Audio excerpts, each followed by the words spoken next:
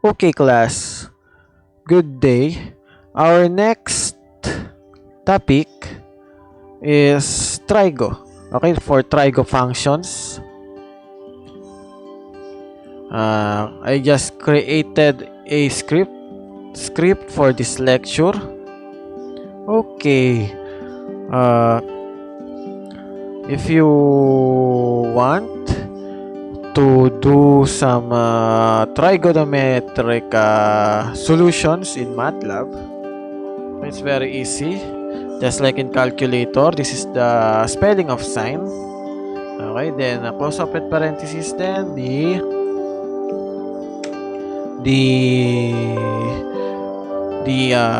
angle you want to convert, or you want to solve using the sine function.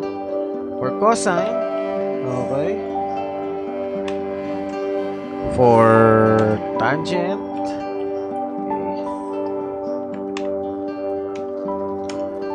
for cosecant, okay, for secant, and lastly for cotangent. Okay. Okay. So if I run this, okay, run. So these are the answers. So let's go to sine 30. The answer is negative 0.9880. If you go to the scientific calculator and you go to the trigo to solve for trigo, or you will do this in a calculator, the trigonometric function. Oh, it's not working. I don't know how to use this calculator. Again. Oh, let's see. 30 trigonometry sine. Oh, the answer should be 0.5. So this is wrong. Okay, why this is wrong? Because 30 here is not a degree. Okay, the unit here is not degree. This is in radian. Okay, this is in radian. To make this in degrees, you need to add letter D in your trigo functions. Okay, that is how you will make this this angle, this given into degrees, because the default, okay, the default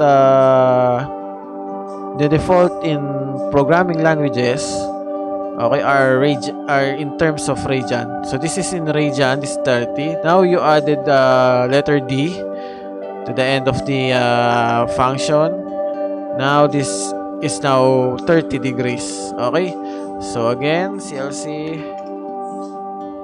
if you run this, okay, so let's go back to sine 30. So sine 30 is 0.5. Now it's right. Next, cosine 30. Where's cosine 30? Okay, oops, 30 cosine.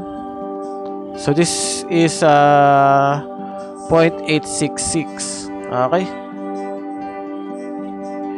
if you want to convert this into fraction, you can convert this into fraction. Okay, and prettify it.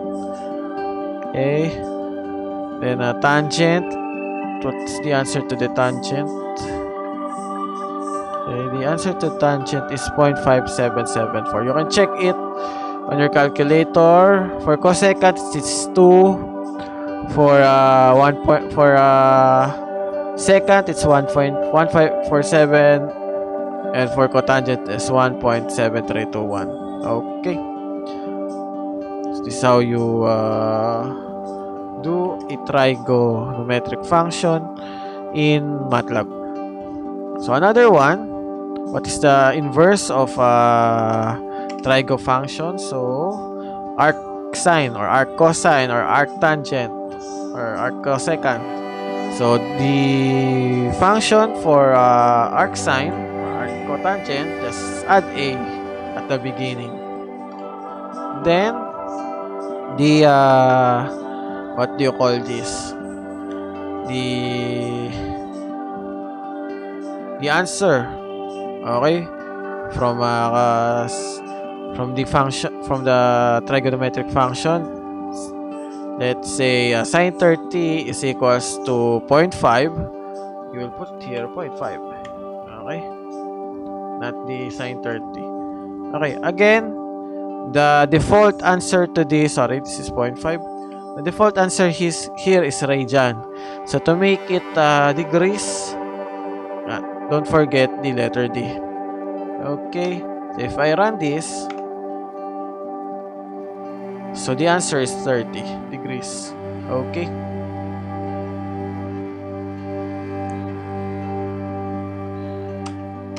If you want an angle in terms of pi, you can also do that without adding D. Just multiply your the angle you want to pi, then divide it to 180. So this is the angle in terms of pi, which is also radian. Okay, so what is 30 pi over 180? You